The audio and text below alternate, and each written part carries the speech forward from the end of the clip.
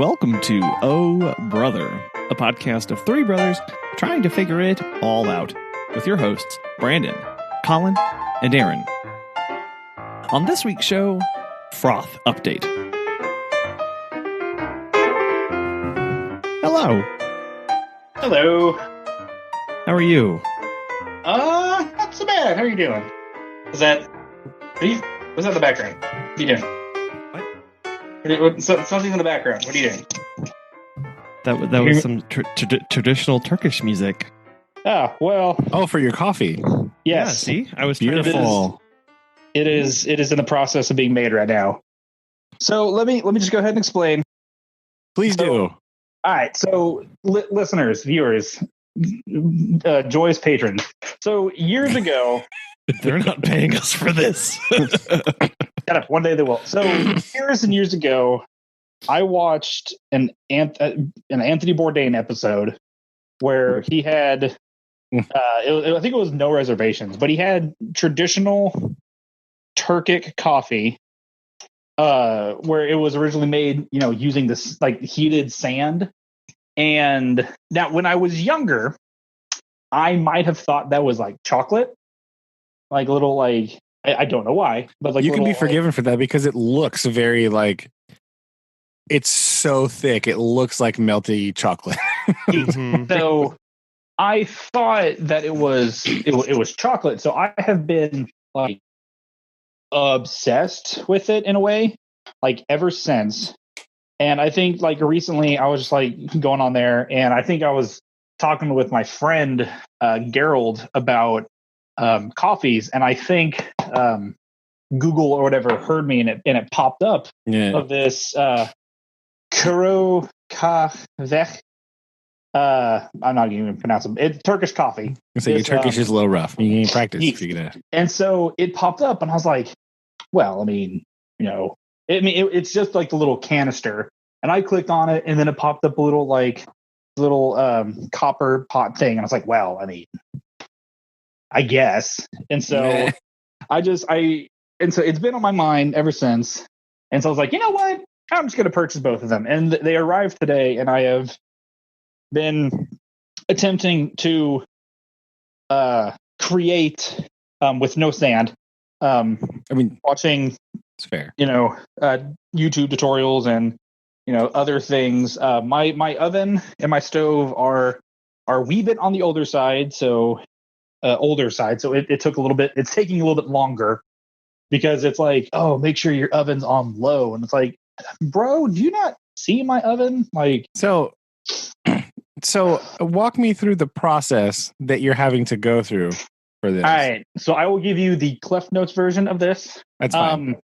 So it's basically says, depending on how many people you are serving with this little Chevik thing, you pour that a certain amount of water into it. Yeah. Then you add, a teaspoon or two of sugar, or also depending on how many people you are serving. So it's like a teaspoon per person. Okay. And then you put the it requests for like medium roast, like fine powdered coffee, which I am looking at right now, and it looks awesome. Pour that in there, or pour that stuff in there, and then you set it on your warming apparatus of some sort for a few minutes, no stirring, and then you stir for a little bit, and then it's supposed to froth and foam up. Traditionally, you are supposed to take the little foam or creamer, pour it in the coffee or in the coffee cup, and then you're supposed to set it back on the stove, let it froth up again, and then that's when you pour. But you're supposed to pour gently. And then every single video I watched, the one consistency it had in it is that you're supposed to have a glass of water to help cleanse the palate before you drink. Mm-hmm. And then you all drink the water, and then you drink your little coffee together, thus creating the atmospheric of Turkish coffee. I'm still in the boiling phase right now, so it is somewhat in the frothing moment, but I have yet to see any froth. Okay. It's working. We need froth updates. Yes. So True. Yeah. I will say the coffee with it, that's pretty similar. Whenever you go in, you just get like espresso. It's typically served with a seltzer type water. It is carbonated water. Yep. Oh, yep. Traditionally, yeah. you'll I get don't. that. Yeah, so I'm not really an espresso person. Well, it's very. I mean, I'm mostly just really confused about this because I have never seen Aaron drink coffee ever. So I blame Collin because Collin got me started on iced coffee, which is not real coffee. Yes, I stand by that for years. And then I remember he took me to the Starbucks over by Missouri State campus, and Collin went in there and did his little song and dance thing. And the lady looked at me, and I was like, milk. And she's like, and I was like, ice. I don't know what you want from me. And so she's like, let me just make you something. And then surprise me. It has been kind of, very, people are like, oh, did you get coffee? I'm like, yes, I got a nice coffee from McDonald's this morning. And people are like, that's not coffee. And then I started dating my beautiful girlfriend Shelby, who is all about that Starbucks life. Re-energizing the still confused. And Mr. Funkhauser, what would you like? The thing with that thing. So usually people order for me, or I have it written down. And so I'm just like, you know what? I want to try it. Let's see what happens. I'm just gonna go ahead and pour it in and try it. There was a little froth, but I was like, good enough. I mean, it's good for the first attempt, right? This is interesting. I did locate a Mediterranean restaurant in Tulsa, which we will at some point later down the road be adventuring to. There you go. To be like, hey, look, I'm clearly a novice. Please tell me your ways. Did you hear that? Did you hear that? Yeah, I did. A little more Foley work. It's a wooden spoon. I can't describe the scene. It's pretty good. Yeah, I can hear it. Describe the scene. What are you doing? Oh, no, today, ladies and gentlemen, with a nice range bar. Bon appetit. All right, so here is Aaron's Turkish coffee. Attempt 1. All right, let's get it. It is 8:39 on July 9th, year of our Lord 2020. Starts them with some nice Milwaukee Brewskers. Oh dear. Ooh, that's hot. Oh, jeepers, that's hot. Okay, hold on. Oh wait, that water, that cleanse palate. Hold on. I mean, yeah, he forgot this part because he only drinks iced coffee. So he's confused. He's confused about the temperature. What do you mean boil? What are you talking about? my big mug that has ice in it, and then I'm holding a cup with no ice in it. I'm like, I don't know what to do. You're breaking your brain. I don't know what to do. All right, here we go. All right. Total silence. Here we go. Well, that's hot. I mean, yes. ASMR really time hot. with Aaron. That's what's happening right now. Yeah. Do you hear that? Yes. That's my fingernails on the cup. Oh, yes. Oh, that is so hot. I'm just going to let that sit for a little bit. I mean, that's probably a good plan. Yes, to sip. Leave us in suspense here. My bad. What's the flavor profile? I mean, hold on. Other than hot. That's a little bit. I mean, he can't get past the heat. Also, I would like to just say publicly that I'm rather proud of Aaron because notoriously, when it comes to food and beverage, Aaron not the adventurous one. Is that fair, Aaron? Would you say that's fair? When I was younger, I mean, historically speaking, historically speaking, most up until like last week, today, apparently. To give a backstory of my kind of food of choices, it's a very short list, ladies and gentlemen. Anything with grilled cheese, chicken tenders, summer sausage, cheese and chips, burgers, pizza. Don't forget Sky Dragon pizza. Yeah. So my food expertise was not the best. To kind of give it also in a kind of form of context, I did a football camp down in Thibodaux, Louisiana, at Nicholls State University. I don't know how or why, but in the cafeteria there was all the normal food you would find at a cafeteria, of which I was loading my plate up with. Oh, can I fit a cheeseburger on a pizza? No way. And then yes, you can. By the way, you can. And then the other half of the cafeteria was like all like Cajun food. And I was sitting there one day and all these people that were like, what are you doing with that burger? I was like, what do you mean? They're like, well, how come it doesn't have shrimp on it and gumbo? And I was like, I don't know. And so they just like got me a plate of all this stuff. And I was like, oh, and then that's when I tried like true like Cajun food for the first time. And I've just been in love since. So yeah, my food of choice has never been quite the mastery, if you will. You say I would like to point out this is not from lack of exposure, because we even had a restaurant in Rogersville forever, owned and operated by a man from Mississippi, and we went there all this stinking time. Chicken tender and fries, please. Exactly. We even went. Was it last summer? We went to that little Turkish restaurant thing or whatever that had the Turkish food in Springfield. Aaron wasn't really about that life either. So like, no, it's for breakfast. I had biscuits. It was for breakfast. I can't remember. Yeah, something like that. Oh wow! Hold on. Yeah, what was that called? Springfield Diner. How could I forget that name? What a dope! Yeah, Springfield Diner. However, definitely have. They didn't have any Turkish coffee. I had the tea. Yes, it was marvelous.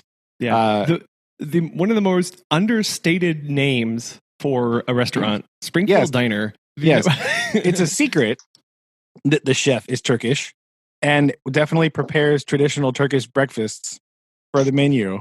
Yep, of which there were at least 4, and the one I had, like the traditional one with all the different. Oh my goodness! Wait, come on. So good. All right. So Aaron just took his first sip, and I would prefer this over traditional coffee. Really? It's really thick, but that's also because I was like, I don't need a teaspoon, and just dumped a bunch of stuff in there. It's definitely a very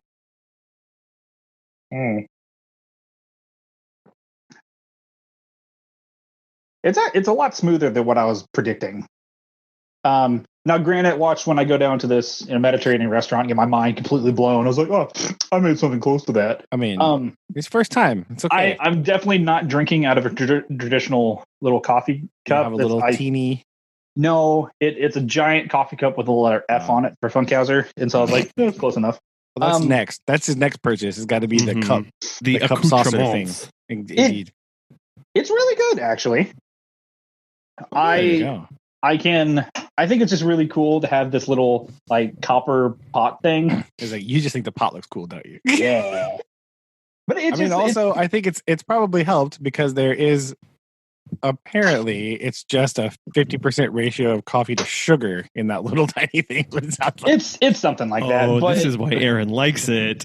Well, you've been found Mimi used to, I don't say force coffee down my throat, but she used to force coffee down my throat. And, she would get mad at me because I would put like sugar or like sweetener in it or creamer. That's incorrect. No, you can't have that much stuff in there. So with this stuff, I was in control. You're still in control with normal coffee. No. I just don't like that stuff in there. Because I like just black. That's what I want. It's interesting because the coffee itself was produced in Turkey, and then my little copper pot thingy was also handcrafted in Turkey. Ooh, official. So the thingy Baba says, I don't know about the wooden spoon, but I'm going to assume it's made in Turkey also. I mean, did it come with? We have nothing to prove otherwise. It did. Yes. Okay. Well, there we go. It's probably. There's not a lot in my little cup because I was not, all about the ratio and whatnot. I mean, that's fair for the first trial. You don't want to just go all in. Yeah, and if I don't like it or something, exactly. If you don't like it, so That's good. Yeah, I like just the black. I'm just a black coffee guy. Normally, just like at home, I just drink boring coffee. Not very like Folgers, whatever. I do like different beans, though. Right, that's where the excitement comes for me. It's like, oh, this bean or this different one, and like the roast. Right, I kind of like that stuff. I don't like the flavors. I have a hard time with Starbucks because their black coffee is gross. It's disgusting. I don't know what they do to it, but it tastes like burnt. It is burnt is what they do. I don't know what they did with it, but it's awful. It's the worst. Not good. So I go for the what is it called? The Cafe Americano, right? Because it's the espresso thing. That's not what it's called everywhere else. It's only called that at Starbucks. Right. Now, is that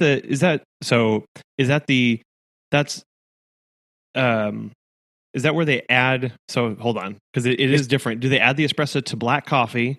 Do they add the espresso to? Is it water in espresso? Yes, or it's is hot it water. Hot water in espresso. Okay, yeah.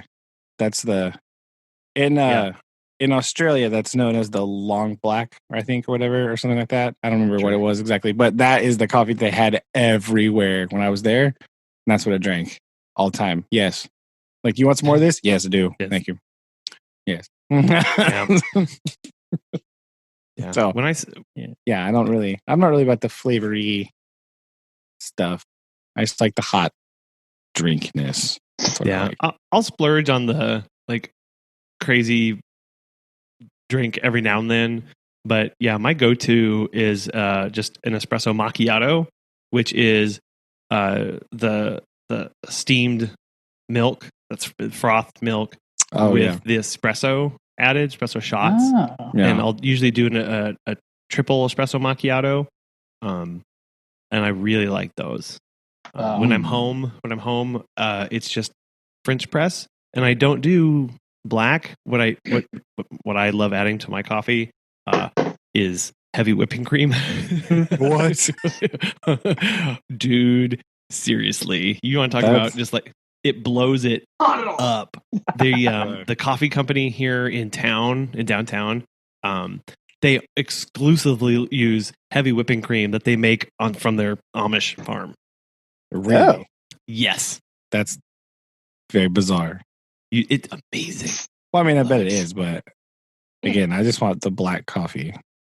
Because again, part of that teacher life is you're interested in volume too, right? Yeah. That's why I'm not about like, the tiny little cup. A cup of coffee most of the time. Like we're yeah. And it's not even like I don't know. It's just I just like the taste of that bitter thing, I like that. This coffee is definitely bitter on the tail end of it. It's not like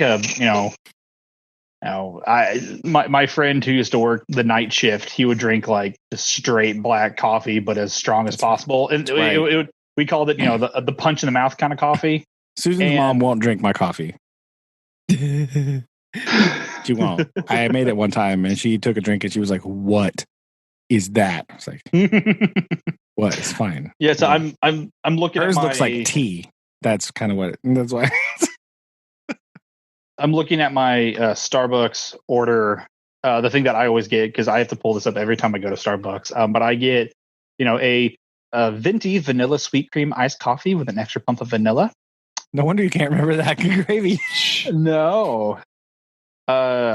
Shelby likes to drink a cold brew with dark cocoa almond foam with a pack of stevia. And then I also have on my list a vanilla sweet cream cold brew, a vanilla bean frappuccino, which was always my go-to. So that was like, do you have anything that's kind of like a milkshake? And she's like, we have a frappuccino. I was like, that. Got it. And then a mango dragonberry refresher, and then a iced caramel macchiato with non-fat milk. I got my list down. This is a very extensive list. It's not.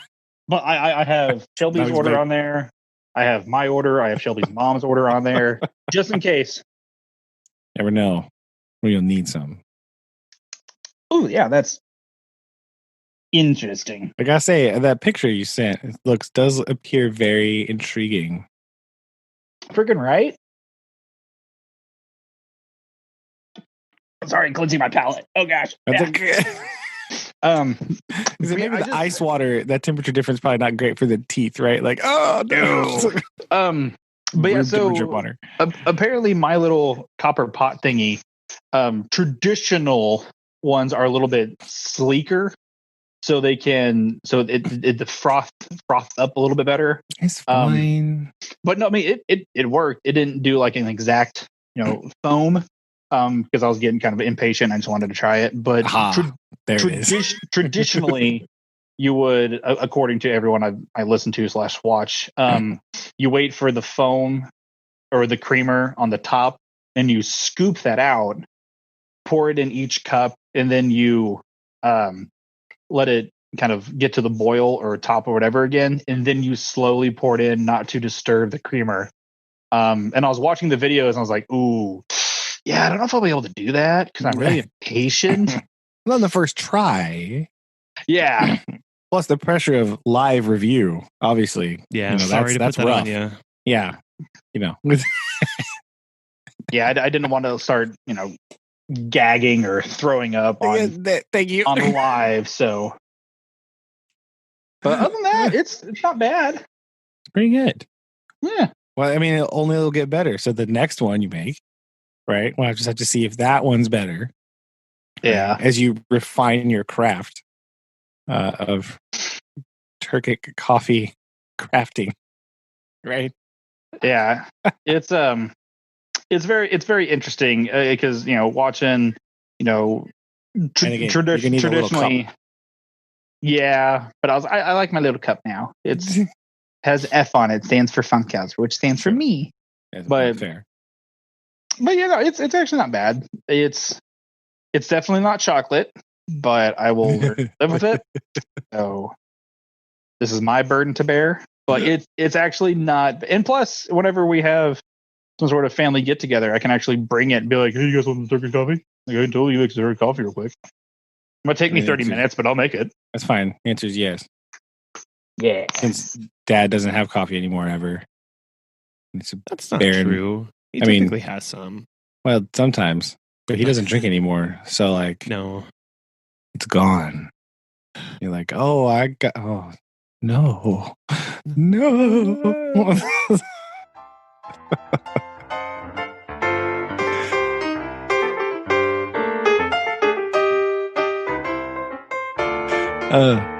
Did you ever watch much Anthony Bourdain, Collin? I did not. That was never one that I was interested in. As a side note, I have watched the heck out of the Netflix series Street Foods, which I don't know. Have you watched that? This sounds vaguely familiar. I don't know. So Anthony Bourdain's whole thing was, he travels to parts unknown or whatever, and eats their food and sees the culture. Yes. This docu-series on Netflix, I think it's called Street Foods, goes to like the street, the food stall on a random street and talks about them. That's cool.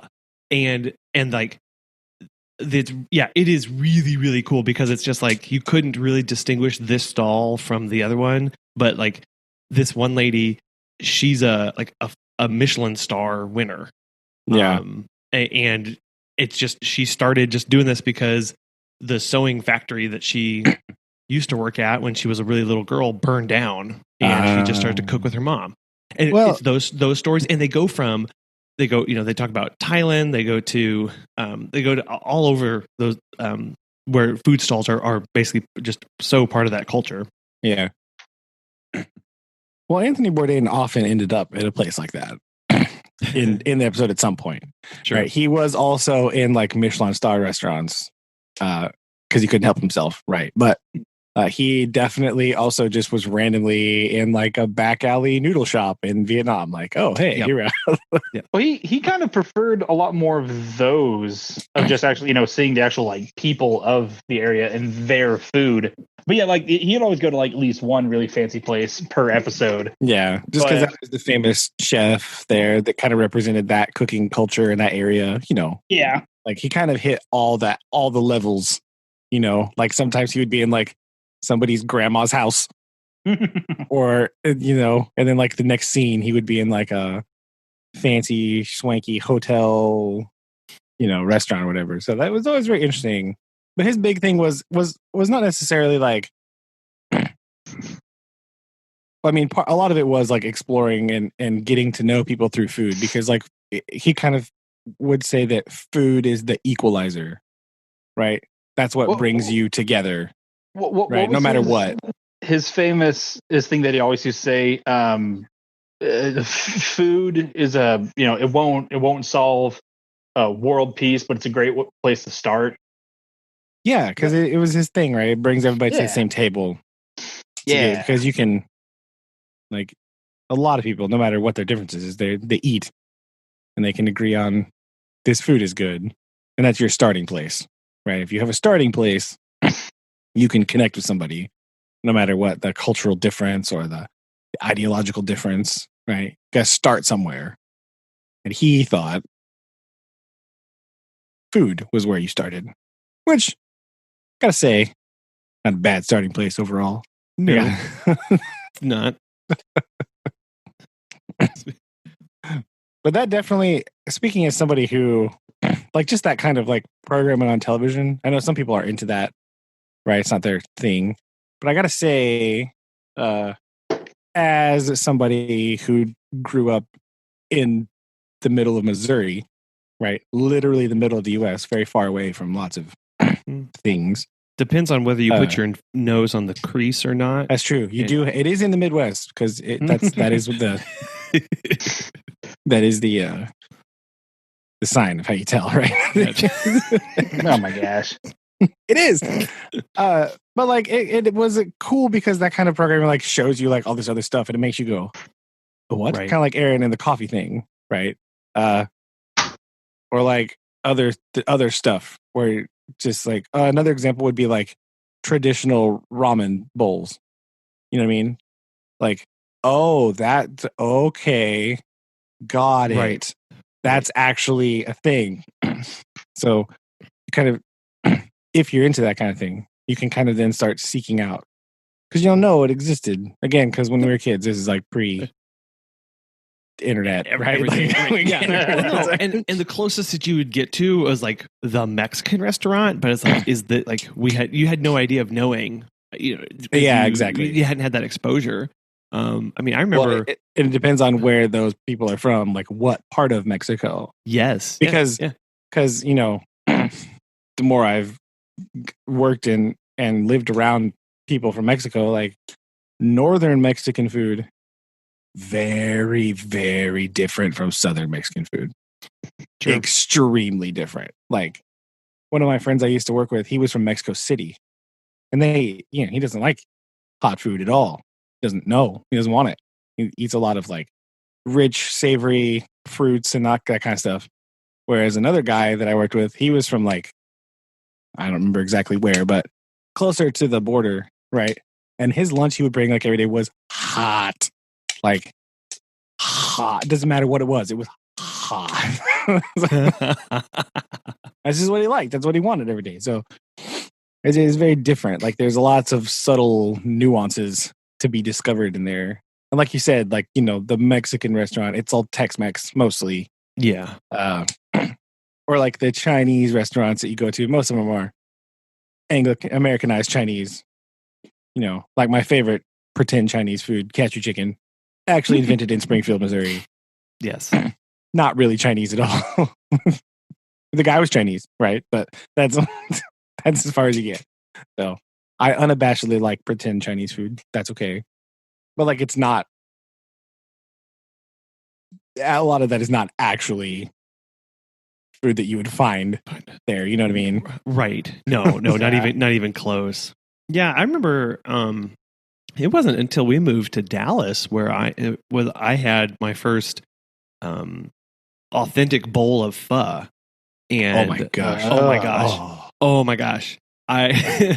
It was of course it was in a bubble tea. Naturally, that's its natural companion. It is bubble tea, which I cannot stand. I do not like. It's a texture thing. The tapioca things that just suck up through the straw. I'm not okay with that. Like, let's just be real. Like, no, thank you. That definitely sounds like something you're not okay with. But pho, I am all about that. Like, once we found this place, it was on to get that, and oh my gosh, deliver. Oh yeah, to it's go so pho good. is so amazing. So. Yeah, I can't say that our current city is a little lacking in. I was gonna say, yeah, probably a little more difficult to.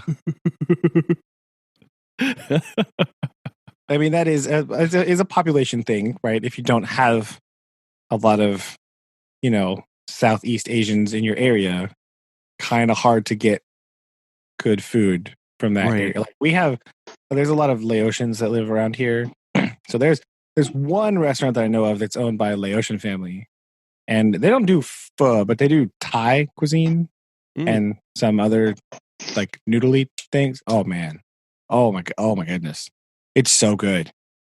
It's so good. Yeah, that pho. I don't remember where the first time I had that was. I think I don't know if somebody brought it to school and gave it to me or what, but yeah, I had the similar experience. Like, oh my god, what is this?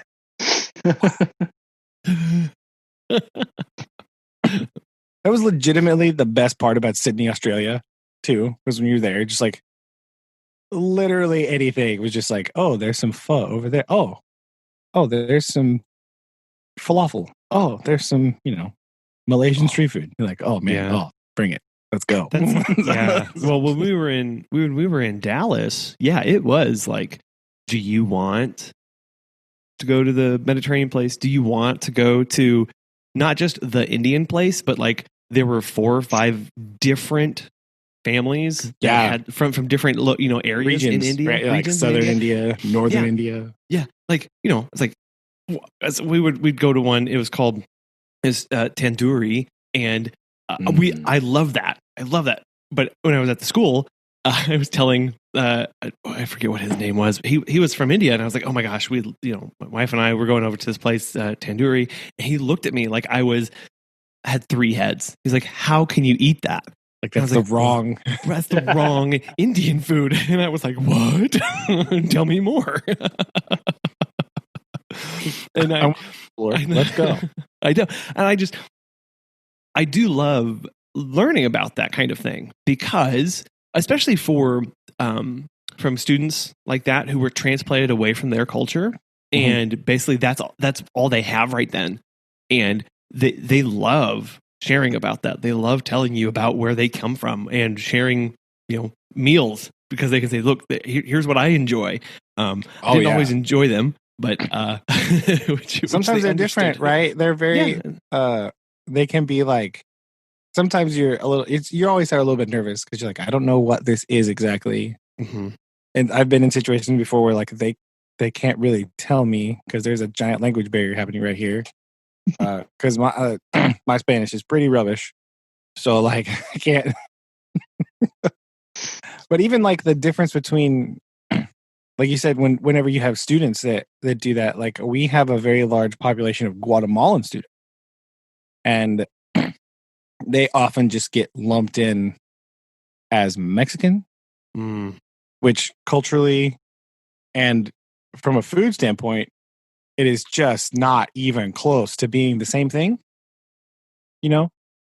But oftentimes they just get labeled Mexican because that's just the ignorance that is there, that people just don't know that there's a difference, right? So if you're talking about something like a staple, like a tamale from Mexico and a tamale from Guatemala are 2 completely different things.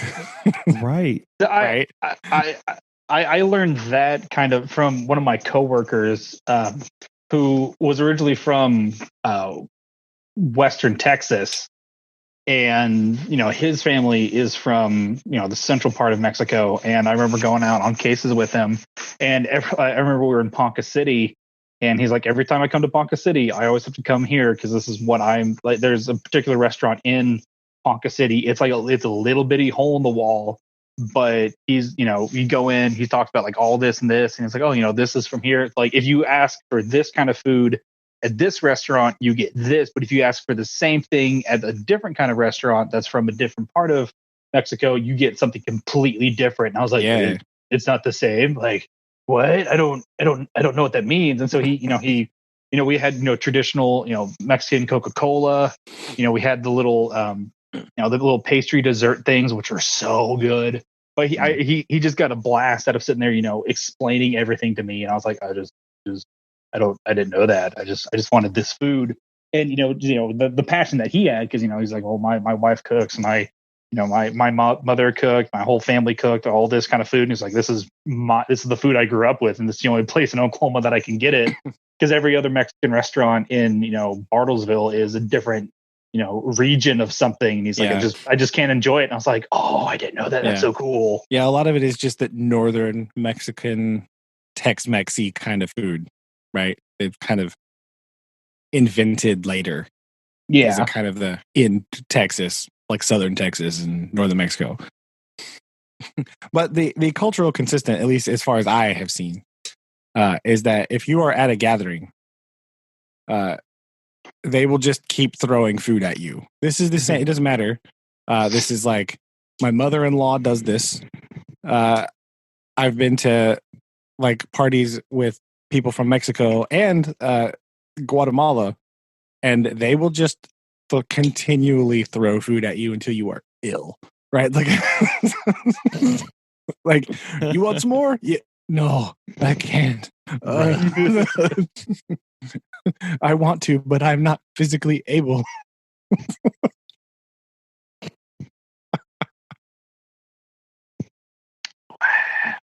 There are some constants, right, that transcend.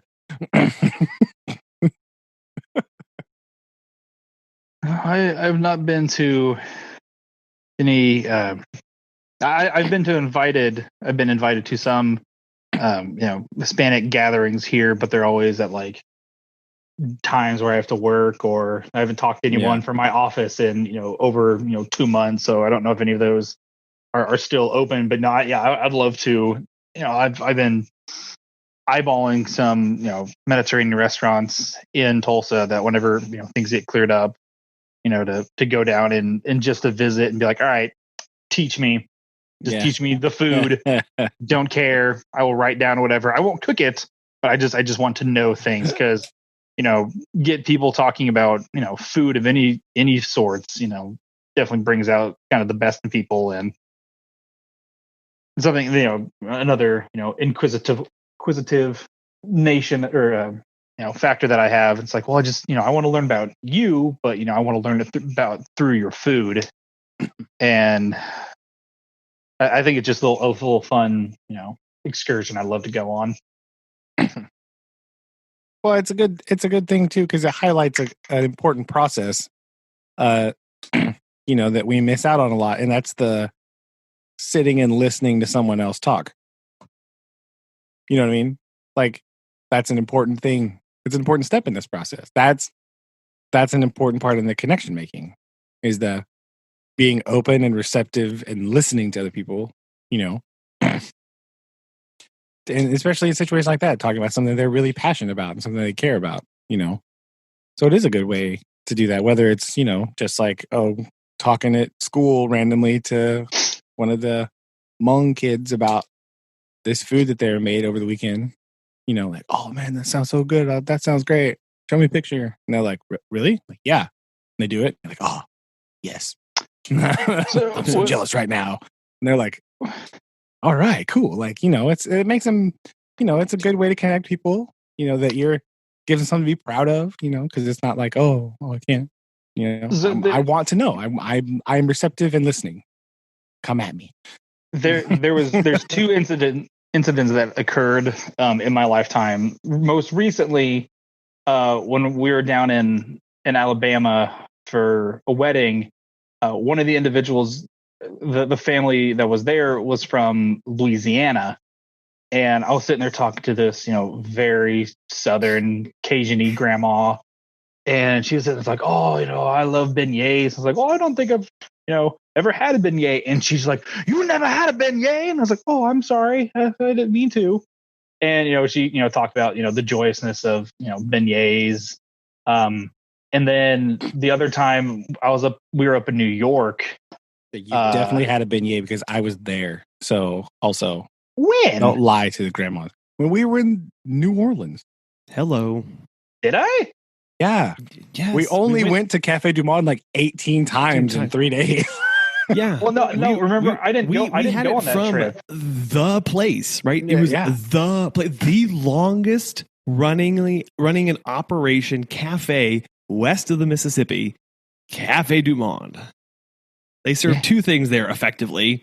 Yeah, coffee, chicory coffee, and beignets. Gotta say, not really a chicory coffee fan, but Was that when you guys went on that trip down there? Yeah, because I didn't go on the big trip where you guys stayed down there for several days. What? Yeah, because that's when they were picking everybody up to come home. Yeah. Were you not there? Did you? I was not there. I'm pretty sure I'm gonna have to look for pictures.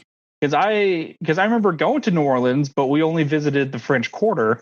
Yeah, and then we had to leave because I only stayed there a day because I think they right there. That's when everyone kicked me out to Thibodeau. I think, but I definitely don't remember that. But the second time was when I was up in New York and. The little street vendors, sitting there, and I was like, man, I've never had a cannoli before. And this very large street vendor person's like, you've never had a cannoli? And he shoved like 5 in my face. And like, thank you. I was like, thank you. I'm from Missouri. I've never heard of this before. And then he here's 5, kid, try them. And then then he told me about the greatest food on earth of being, a cannoli. And everywhere I went after that, I was like, do they have cannolis? Like, this is Aaron, this is little China. It's like, but they sure they don't have cannolis here? Because I really want a cannoli. Just not in Chinatown, probably. Yeah, I think I visited Little Italy about 3 or 4 times. Get during some that dumplings trip. over there, I guess.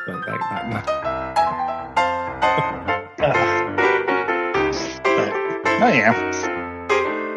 I have to tell you, I went to Dairy Queen to get some ice cream this evening, and I ordered Megan. It's like a strawberry blizzard with chocolate chunks. Oh yes, that's the same one that Susan gets, I believe. Okay, well, or one of the on the rotation. Yeah. Megan's all about that. Well, anyway, I pull up. I hand them my money. Did she get the extra chocolate pieces? Because that's that's the only way to order it. Yeah. So they hand me Megan's. They go, here's your strawberry. And I look at it and I'm like, well, this looks awfully brown to be strawberry. That's probably just because I got the extra chocolate chunks in it. Sometimes that breaks up. Yeah. I'm looking at it and I'm like, I don't think I see a strawberry in here because there's supposed to be strawberry chunks. So I take a bite of it and I'm like, that's not strawberry. What is this? Because it's got kind of like gritty in it. And I realize they had handed me a blizzard made of cotton candy with chocolate chunks in it. Huh. And I looked over at the window and the lady is staying there and she goes, oh, I'm sorry. We gave you the wrong blizzard. And I was horrified that they didn't say, oh, we used the wrong ingredients. They gave me somebody else's cotton candy and chocolate chunk blizzard. I was that close to a psychopath, right? There was whether a car behind me or another car. There was a psychopath within my what monster orders a cotton candy with chocolate chunk blizzard here in God's country? Oh my gosh! I just was floored. Like, oh, I have to give the cotton candy substance somehow, right? Like, Ew. oh, terrible. Why did you? I'm going to go on the record right now. Cotton candy is not good, and I don't like it, and I don't understand. Like, as somebody who just enjoys eating food, why you would spend money on strings of air to eat, right? it's kind of fun. I mean, yeah, but it's not like food though. No, like let's think about the fair, the natural home of cotton candy, right? This is kind of it's like an economics situation for me, right? With the cost benefit analysis of buying cotton candy, right? If I buy that cotton candy, right, what else could I have bought with that money, right? and there is always something better to spend my money on than cotton candy, right? That's how I feel about it. Where there's literally always something I can spend that money on that I would prefer to have than the cotton candy. Is that the same argument for candy corn? Absolutely. Candy corn is the worst candy. It's part of my argument for why Halloween candy is the worst holiday candy. Because candy corn exists. I'm gonna find the Jack Black or the Lewis Black bit on cotton candy. Oh, put that in the show notes. Have you seen and that? People are always like, well, if you eat candy corn with peanuts, it tastes like a Payday candy bar. You know what else is not good? Payday candy bars. So I don't want that either. That's the last. Like when somebody says to me, hey, do you want a candy bar? Out of the list that I'm going through in my head, Payday is nowhere near that list. I almost always forget that it exists because I never want one. Right? I don't even register that as an option most of the time. Some people are like, oh, it tastes like a Payday. Like, that's not a selling point for me. I don't like that. That's not a positive. It's not a real candy bar. That's just give me the peanuts, man. That's what. Well, I guess that begs the question, are you a sweet or a savory person? Now, on the whole, I would say savory. But I do like candy bars. Right? So I am definitely more a savory oriented person. But like I like candy. Like I'm not like against candy. Because I do like candy bars. They're an interesting. They're just kind of like a weird thing that I like sometimes. But in general, I'd probably say savory because I don't like a lot of. So I don't really like dessert a lot. Again, it's like, do you want dessert or more food? Well, I want more food, obviously. Like that's why. Right, and I like my coffee black, right, and I drink a lot of water, so that's that's kind of. Yeah. Aaron, how's the cleanup process going? Well, I was enjoying the rest of my coffee, but then it was just got to the point where there's like a little bit of actual like liquid, and it was just like the rest of the. Is it gritty now? Yes. So I am cleaning up and going to be one of those individuals that makes coffee in the morning, and we'll see how that goes. But hey, I do too, but I'm not fancy like Collin. I don't have time for that French press, and I don't. I will say it. Well, Next thing you know, Collin's will be like, "Yo, I've got this gravity filter thing, right?" He's gonna I have looked into AeroPresses when we. See, I knew it. Sorry, they look cool, but they do. Well, it's like, and it's pretty good now, and it's part of this like listening to vinyls. There's a ritual to it, which I really like. I like. Fair. The grinding of the beans, right? I like picking out, like I buy bean coffee. I don't buy pre-ground. Grind it our own. And that part is appealing to me, but again, I like the press, the pressing, the waiting, the stirring, the boiling the water, like all this stuff. I will say though that I have to prepare all this downstairs in the kitchen. My office is upstairs, so whenever I'm done preparing and I have to go upstairs and work, it's like I have to carry the French press, carry my coffee cup, carry the heavy whipping cream, carry my water bottle, carry my seltzer, and go upstairs. You just need a tray. You got to get you a little tray. I need a dummy waiter is what I need. I mean, that too. But I think in lieu of a dumb waiter, you could just get like a tray. Like a little cafeteria tray. I don't know. Or like a fancy metal tray. Colin, we could be fancy together. I'll get a traditional little coffee thing. And it comes like a little like tea plate you put it on. Yeah. A little saucer. Yeah. There you go. I do want to get the stovetop espresso maker. Oh, I really want to get one of those. It's basically what it is. It's what Aaron made. Only it separates out the grounds. Then the rest of it. Because it's kind of like a 2-stage boiler almost. Yes. See, I'm already an old person, pardon me, because generally what I do is I just make all the coffee the first thing when I get up in the morning, and then I'll just drink on it all day until it's gone. Oh my gosh. I definitely will just like it stays the coffee pot that we bought last time is one of those like metal ones. It doesn't like it heats the water only. There's no like heated base plate underneath it. Right. It's the thermal ones, right? It's insulated. Yeah. So it stays pretty warm for a long time. But like I'll definitely just go in the kitchen. Like today I went in the kitchen like 2:30 and like shook the coffee pot and was like, yeah. And I put it poured it in my cup and threw that sucker in the microwave and just heated my coffee.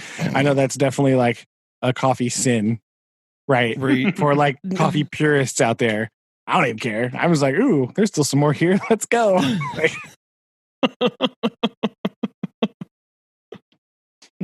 whatever. I don't care.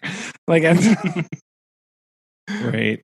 So that's why the French press is slightly less appealing because I would have to do that like 4 times a day. Well, when and I just don't really want to do that.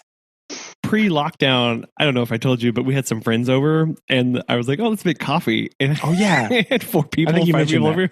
Yeah, and I was like, "Oh no!" Forever. I know. It's like I was just a coffee barista running around, doing constantly pressing. Yeah. See, that's why you should get a coffee pot and just like have it on hand. Sure. Or when people come over, so you can like whip it out. Because like Susan's mom does that. She has 2 coffee pots. She has like the 4-cup coffee pot that she normally uses in her daily life, and she has like a 10-cup coffee pot, or 10 or 12-cup big one that just sort of sits over on the counter. And when people come over, she uses that one. So like she's prepared. Because the other one is just her now. So like the big coffee pot is too much for her in her weak tea drinking coffee ways. But like it's not. So yeah. Because I do like I agree that the French press it's appealing because it is just kind of a cool thing. Right? It's just kind of a neat. But I think I would get tired of the neatness very quickly when it came to like the practicality of coffee drinking, especially like, you know, getting up and going to work, right? It's like, get up, make some coffee, drink a little bit, throw the rest of my thermos, go to work, right? That process does not need to have a French press in it at any point whatsoever. No, it doesn't. It would be like a Saturday thing, you know what I mean? Like,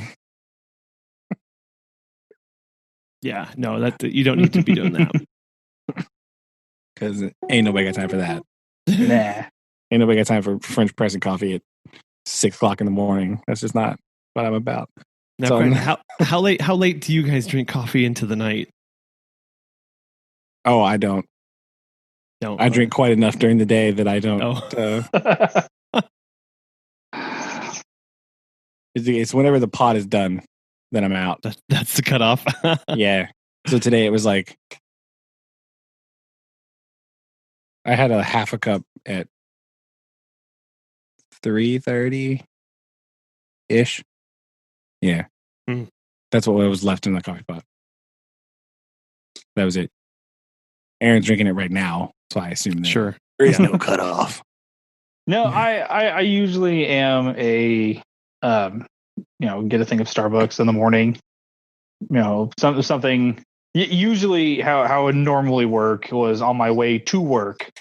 I'd be in the drive-through at McDonald's at 6:30 or something, and by the time I got to my office, which is good 45 minutes, it'd be depleted, and so that would be the only kind of coffee I would drink. And yeah, I mean it's definitely a before noon kind of thing for me. I don't, like I said, with something like this is definitely make it in the morning with the Turkish coffee. I don't know if I could drink it in the afternoon again, unless it's I want something. It's cold, or early afternoon, right? Yeah, 1 or 2 o'clock, right? Yeah, this will probably be the latest I ever drink it. I mean, that's fair. Yeah, but yeah, it wasn't too bad. Yeah, it's definitely with iced coffees, it was I need a quick spruce up in the morning. Here's iced coffee. Oh, okay, thank you. But yeah, anything this late, it's either a water or sweet tea for me. Yeah, no, I go water most of the day. Yeah. Other than that, Collin. No, I guilty boy. It's been 11 o'clock before, and I've gone, I really need to unwind, and I'll make some coffee.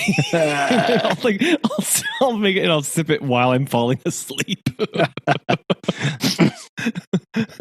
It's definitely not my. It's true. Not my weakness. I have enough sleeping problems. I think drinking that much caffeine, again, at the strength that I tend to make coffee, it has been described as quite strong by some people. So just again, I think that's a reflection of I like the bitterness. Mm-hmm. So I should also probably look into some darker roasted coffee, because weirdly, the more roasted it is, the less caffeine is contained in that coffee anymore. Yes, it's the inverse of beers, right? It's it really is, right? It's the exact opposite. So the beer, this beer is black, 14%. Oh my God, I'm dying. Just looking at this will get you drunk. Right? Yes. But yeah, the coffee's the other way around, which I didn't really know until a few years ago. I heard that and I was like, oh, weird. I heard it on a show. What was that show called? Dangerous Grounds. Have you heard of the show? I have not. Okay, so it's Todd Carmichael. He's a coffee dude from Pennsylvania, I think.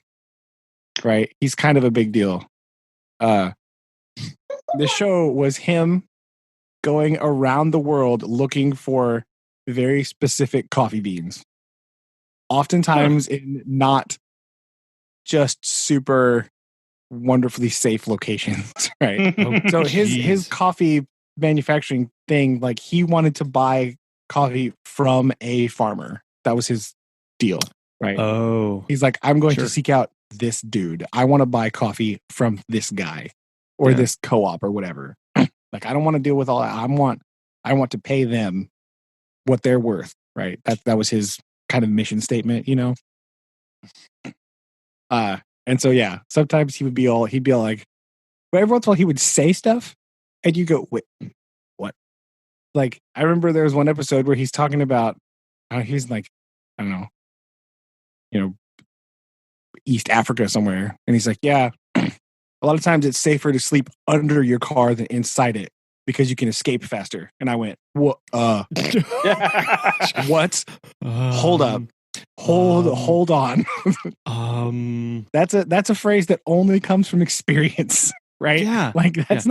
That's you have seen something, right? Yeah. You have put that into practice. Yeah. More than once, if we're just being honest. Yeah. So that show was awesome. Oh my gosh. That show was great. But he would go around and he would look for these exotic beans in these really remote locations and try to buy direct from people in that area. Sure. It was really cool. And just kind of seeing how he would go and he would do the tasting thing. He would bring his little roaster out of his backpack. And you're what the heck? You've been carrying that around all day? What are you doing? That's awesome. But yeah. But because I like that the appealing part of it is that the bitterness that's like, I feel like darker roasted coffee I like it better. So I should probably buy that. You could drink it later. It's fine. Okay. Make it. Yeah. There we go. Did you do anything else this week other than buy coffee accoutrements? I'm gonna have to look up something fancy I can buy. This is yeah. I'm trying to think what else we got into. I'm looking around to see what other random things I occurred over the week. I mean, besides work, man, that's really all that I've been, or we've been, focused on, or the time to do. So I mean, this week that was kind of the the unique thing of this week was Turkish coffee. But I mean, that's a win, I gotta say. Pretty awesome. Pretty unique. Yeah, other than that, I'm trying to think. I was like, I don't know if we've done anything besides that. I mean, I haven't, so that's why I was just wondering. I went to work one day this week to clean out a bunch of stuff in my classroom. How was that? Oh my gosh, it was ridiculous. I finally went through one of these cabinets that I got. Yeah. That I have in my room. I threw away so much stuff. It's great. Oh man. So it was just nuts, right? So I've been putting it off for a long time because that's, I don't. What? Yeah. Well, number one, I never really had time before. Sure. And I haven't bothered worrying about it. And so for some backstory, like I when I became a teacher, I took over during second semester for a lady who had some pretty serious health concerns, right? So I just sort of ended up in this classroom, right? Fortunately, she's doing really good now. So really? That's good. Yeah, she's doing great. Yeah, so she doesn't teach anymore, but she's doing pretty good. So that's super awesome. But I was just sort of there. And so there's just these cabinets. I have no idea what's in them, right? And for those of you who are unaware, when you're a teacher, it kind of goes something like this. You become a teacher. Other teachers in the building have things that they don't want anymore. And so they say, aha, a new person, you will want these. Here you go.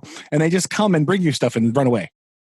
Yes. Right. So I think what happened with her when she had become a teacher a few years before that, some people had just brought her stuff and she just sort of stuck it in a cabinet. Right. Yeah. And the same thing happened when I got there. People would just be like, oh, here you go. You're a new teacher. You must need some things. And they would bring me stuff. None of it was what I was teaching, right? I was like, what the hell? I found 2 boxes that I vaguely recalled being in the room up on top of this cabinet that were just labeled math stuff. I didn't label it, but that's what it was labeled. And there's like all kinds of crazy math manipulatives in there, algebra things. I don't teach math. So I was like, what the heck do I do with this?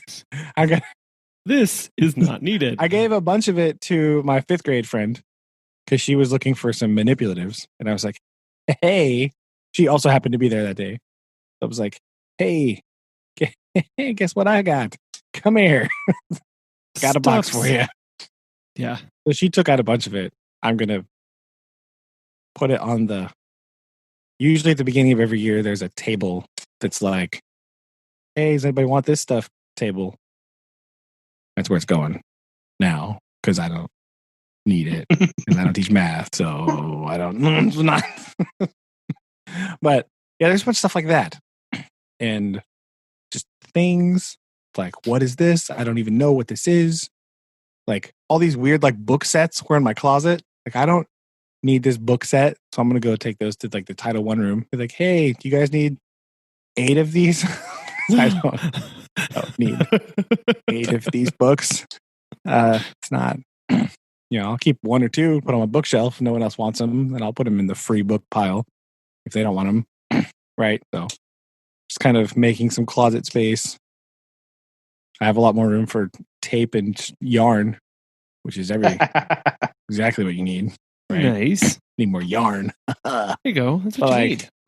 And it was kind of one of those things like, okay, well, this is, and I found some things like this could potentially be useful. I'm not sure for what yet. So now I'll put it in this cabinet and I'll know right where it is. And I can see if I use it. And if not, later I can get rid of it at a later time, right? So I only went through 2 of my cabinets. I have some more.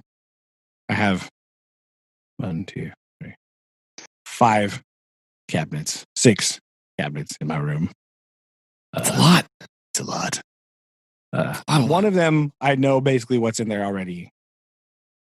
The other 2, well, I know. Okay, so I've been through 3 of them, I guess, because one of them, I have a really good handle on what's in that one. But there's this one, and I just have these tubs, and they're really old, and they're just like, I don't know if they're for like, they were for some kind of like old like science unit things, because the side says like a unit name, and then there's just a list of the stuff that should be in there, and it's like the most random things. It's like foil, batteries. Well, I'm like, I don't know what. Why is that here? I have no idea what this is for. So I just have these. So I have a whole cabinet that's basically full of these tub things. And then like they're stacked up on top, like all the way to the ceiling in this one part. I have literally no idea. Pretty awesome. What's in there? I used a spray bottle out of one of them one time because it was like I could see it. And I was like, I need that. Okay, I got to get all this stuff down. Spray bottle now. Open it up. I needed that for something.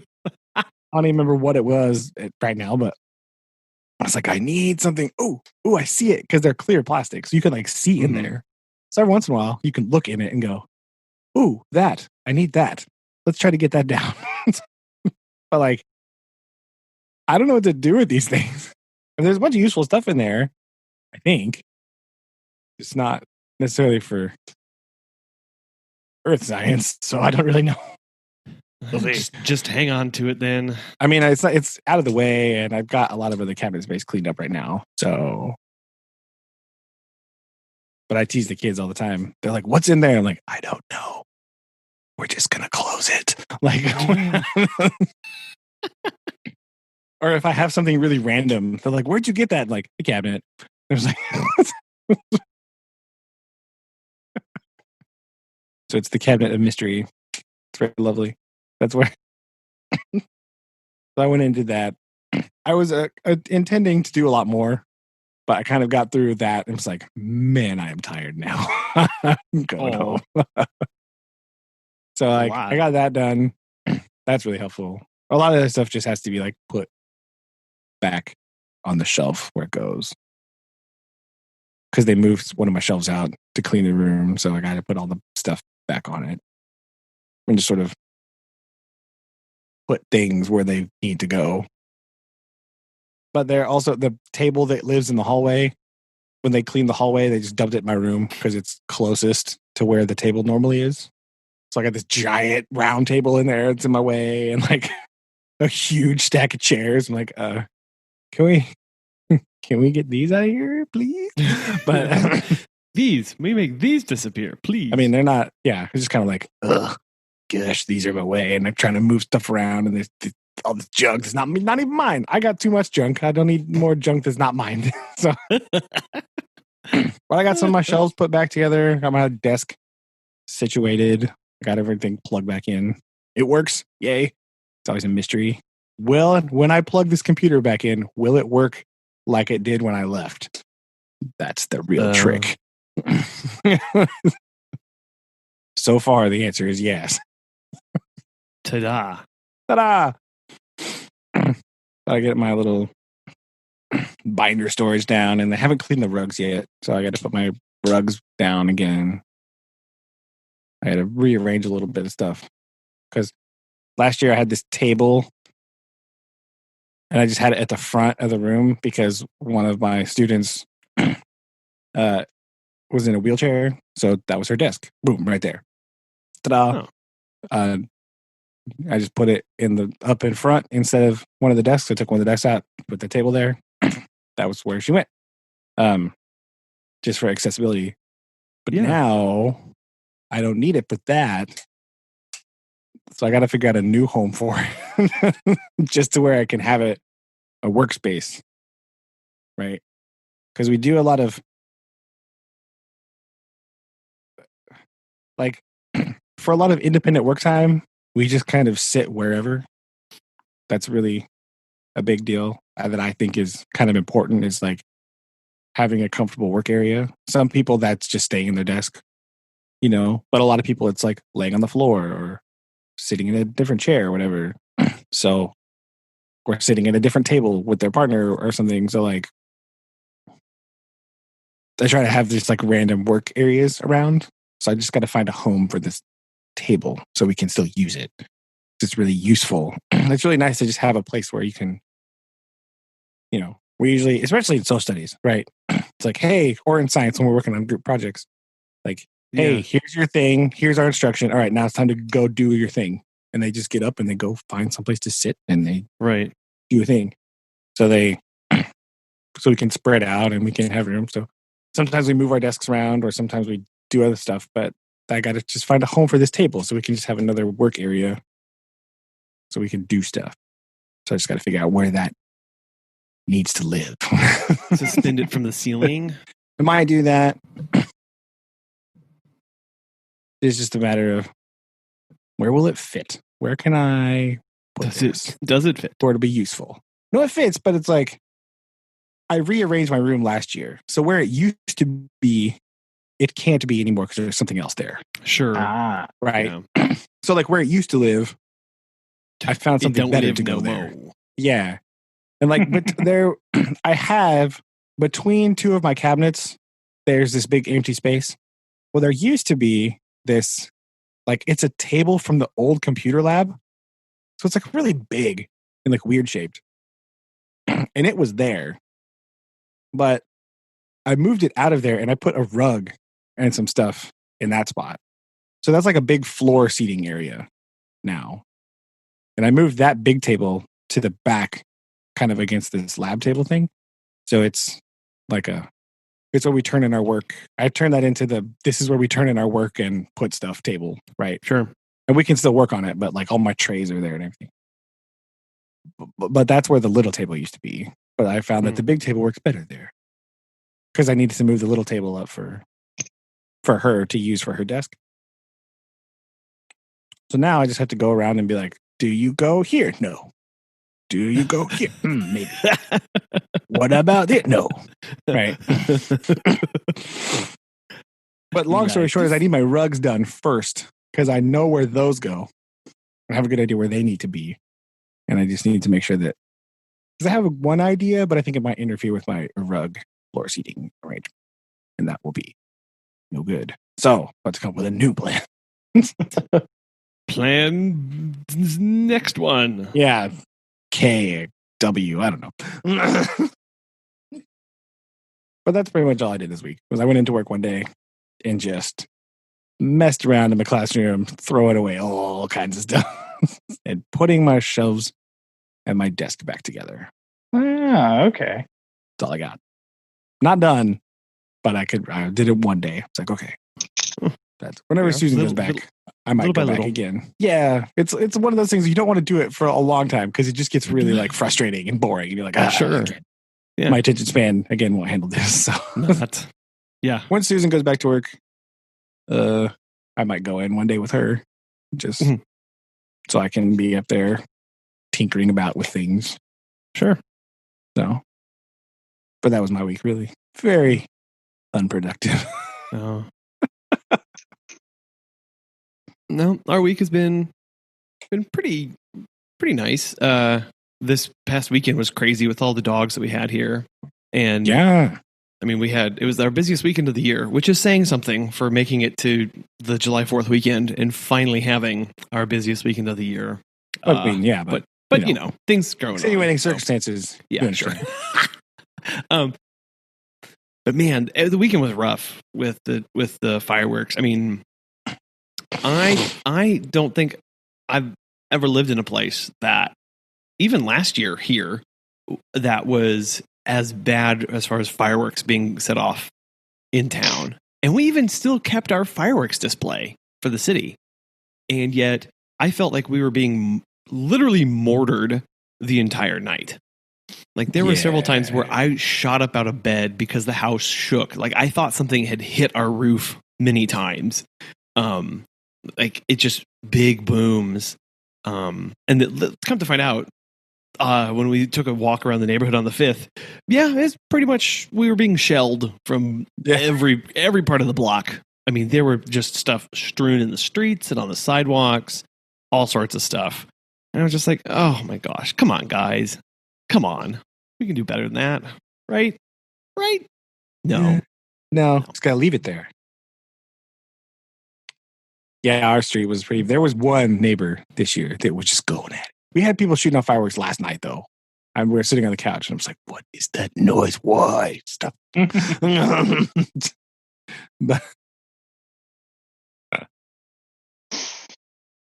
we went to the Bartlesville 4th of July celebration. We sat way out in the back, away from people. There was this.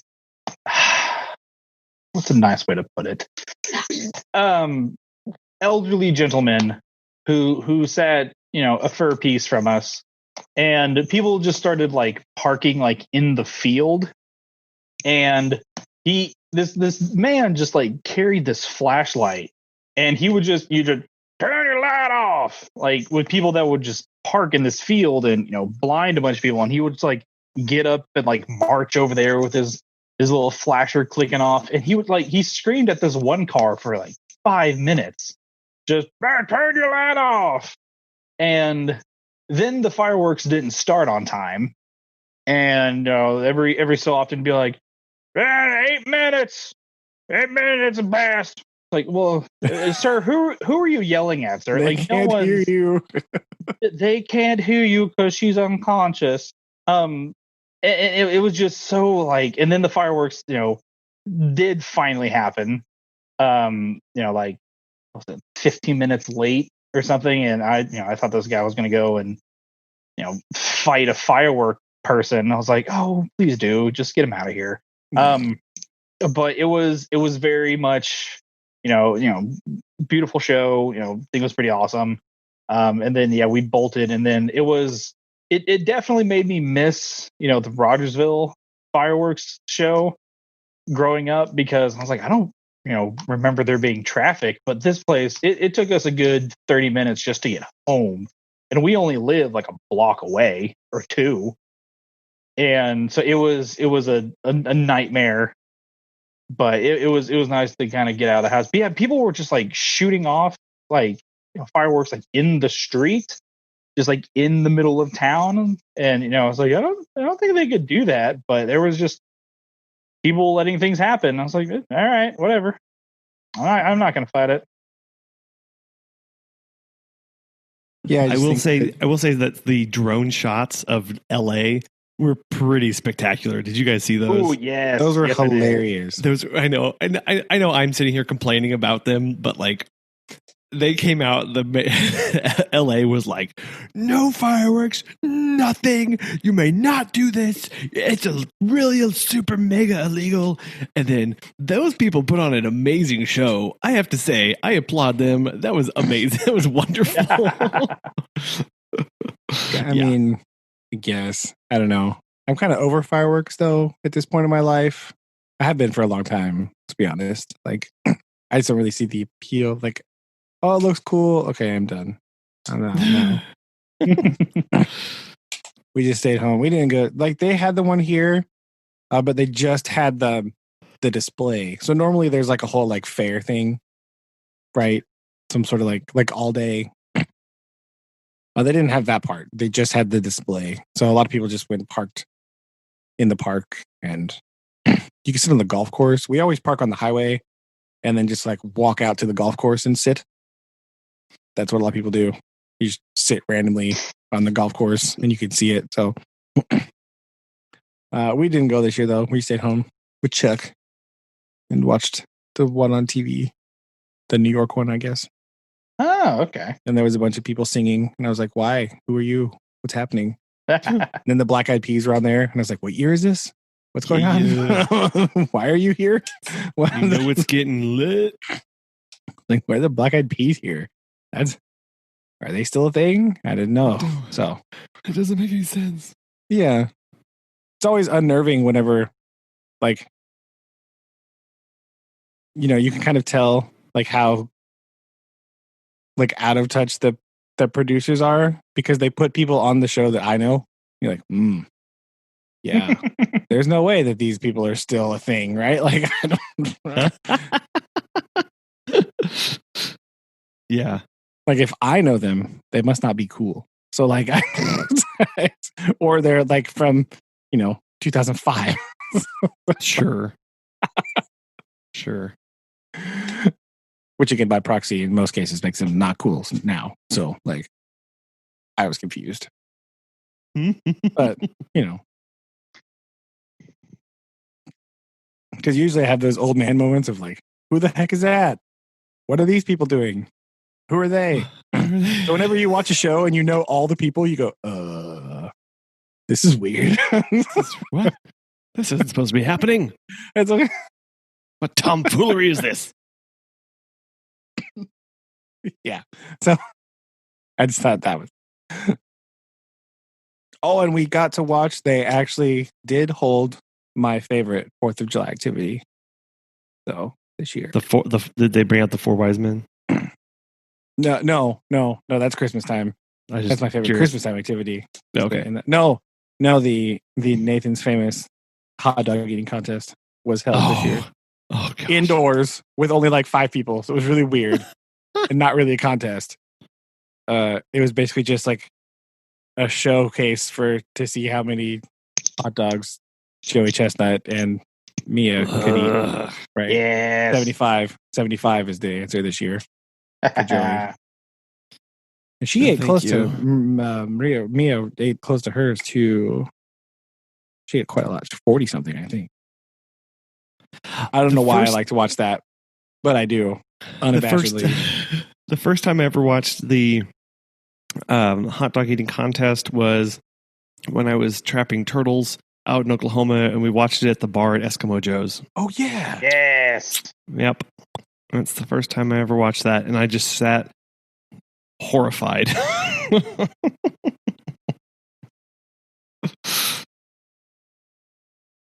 It's awesome. I don't know why it's awesome, but it's just, I don't know. Mickey Sudo. Sorry, I said her name wrong. Mickey Sudo, women's champion, 2020. Like 48 and a half hot dogs this year for Mickey. That's good. She was aiming for 50. She didn't quite make it. But I don't really know why. The competitive eating thing is just like weirdly fascinating. Like, it's like, why? What is happening? Like, it's one of those things you just kind of look at. And then, like, because I was that way at first. I was like, this is really bizarre, but I can't look away. Right? That's kind of how it was. Yeah. Must look. I know a lot of people don't like it. I don't think that sportscaster guy went a little too far, like being all shouty and being all mean about it. But like, yo, man, it's okay. You don't have to watch it. I don't like baseball. You know what I don't do? Watch baseball. There you go. Done. Problem solved. Haha. What? Like, I acknowledge it exists. I just don't watch it. There we go. But it's just fascinating. Like the way like they talk about it and like the fact that you have to train to do this. Mm-hmm. Like so strange and interesting at the same time. Like but the speed, like the fact that it's 10 minutes is the part that is really like, that turns a lot of people off. Right? Because a lot of other challenges that people do are like capacity, and it's just like slowly eating an amount of food, like that's not really that bad. You know what I mean? Yeah. Like the ones that have like, or like a longer time limit, like how many of these can you eat in an hour? Like, okay, well, you just kind of sit there and you eat the pancakes, or can you eat this, like this restaurant challenges from like Man versus Food or whatever. Like, can you eat this giant thing in like 45 minutes? Okay, well, you can kind of, your pace is different. The fact that they're eating these hot dogs in 10 minutes, like 75 hot dogs in 10 minutes, it's so weird.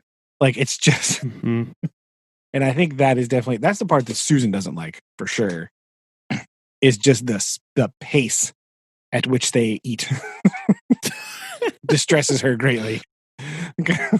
Right. Because she's a very naturally slow eating person anyway. Right? It takes her forever to eat things. Yeah. I think watching Joey Chestnut just like inhale 2 hot dogs at a time. It is pretty disturbing. Right? It is. Like it is. It's disturbing. But it's also kind of weirdly impressive in its own right. Right? Yeah. Like, whoa. The part that really gets her is the part where they take the buns and they dunk them in the water and then they shove them in their mouth. She doesn't like that. Yes. Well, and Joey Chestnut, to be fair, he uses like red cola or something, doesn't he? Or Gatorade? Know. Like I the last sometimes couple they times use I watched different him, stuff. it's like bright red, and that just adds a whole nother thing to me where I'm it's like all up on his face and everything. Yeah. I'm good. Yeah. Like the weird strategies, like the hopping that they do, that like they're actually like forcing the food down their esophagus into their stomach. They like bounce and like it's always really fun to watch like the sports science people like do their do the little analysis. Because they had we watched a little YouTube clip of it, and they had Chestnut on there, talking about like in his esophagus, stretches to the number size of its blah blah blah. It's like, oh man, what the heck? I think that was actually on the program a couple of years ago, because I seem to recall that. I think I said something like that. Like it's just so random, and then talk about the different techniques of like the power nibble and all this stuff. And that was Kobayashi's thing, right? That was his deal. Chestnut's current strategy, because it's hot dogs and buns. That's the important part for the Nathan's hot dog. Yes. So what Chestnut appears to be doing is he takes 2 hot dogs out and just eats them, and then he takes the buns separately. And he dunks them in the water, and then he just like shoves them in his face and eats them separately, like these soggy buns. And he gets them wet because you don't have to chew them. Oh, I know. As much, and you can just basically swallow them. I know, right? So it's, but they don't count until the hot dog and the bun have been eaten. So there's sometimes these weird counting things happen. I think last year or 2 years ago they messed up and they counted him way less than he actually did. He had like 5 more than when they went back and reviewed the tape as he ate.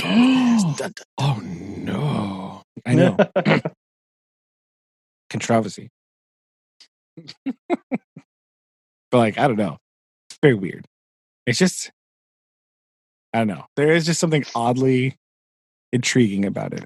Like, I don't generally watch it. I have watched some on YouTube this week. I watched a little bit of other things, like people eating other, because there's just like stuff for everything, like weird things, and like those restaurant challenges are the best. Like, can you eat this 7-pound burrito? No, absolutely not. No. And I'm gonna see if somebody else can on this video. Right. But I sure am gonna enjoy watching this. Yeah. So those are separately interesting, but like, yeah, it's just a weird, like the competitive eating. The fact that competitive eating is a thing is just so curious to me and interesting.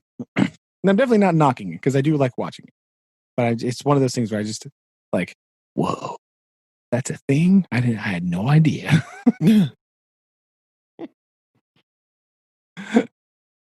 Oh, man. Well, there you go. Challenge next week. No. We'll do this on video. Oh, no. I like it. I'm out. Okay, guys. 75 hot dogs. No.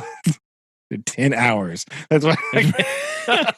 Over the course of a long weekend. Yeah. 10 days I can do.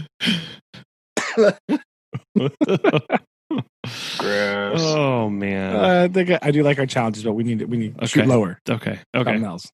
Continue working. On a program note, for whatever, I'm editing the show for Monday, and usually when I'm during the recording, I'm taking a lot of notes and finding links and doing titles and pictures and that kind of stuff and getting all that collected. For whatever reason, when we recorded on June 18th, I did not do any of that.